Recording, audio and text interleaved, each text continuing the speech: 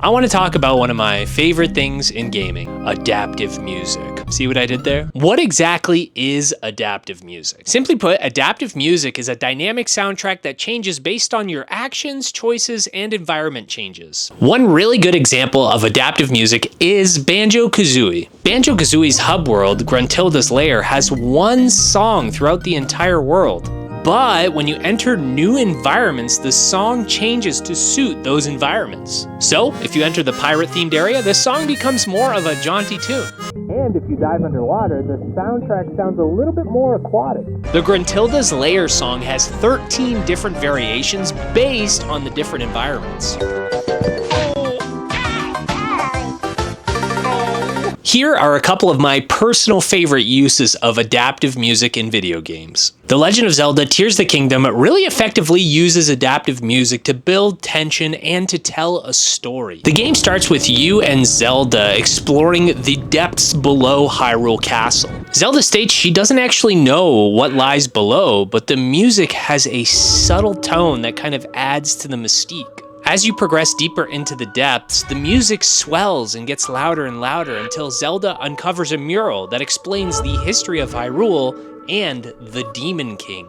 Booming drums kick in during the discovery to give you kind of a sense of excitement, like your heart beating loudly. Then, as you explore deeper and deeper into the cavern, the music gets louder and louder and more complex. When you eventually reach the bottom of the depths, the music reaches its height as you make a terrifying discovery.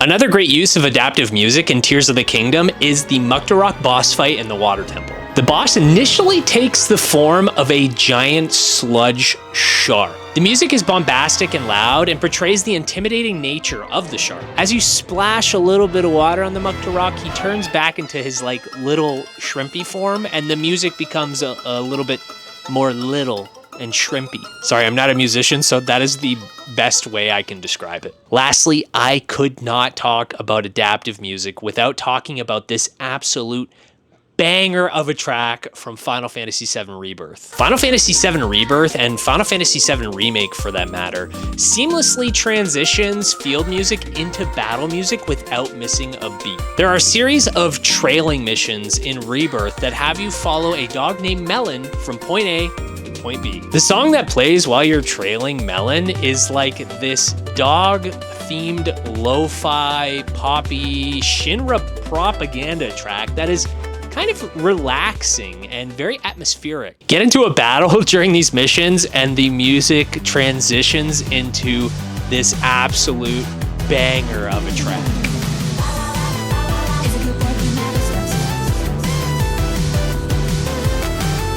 All right, that's enough dancing for now. What is your favorite use of adaptive music in gaming? Let me know.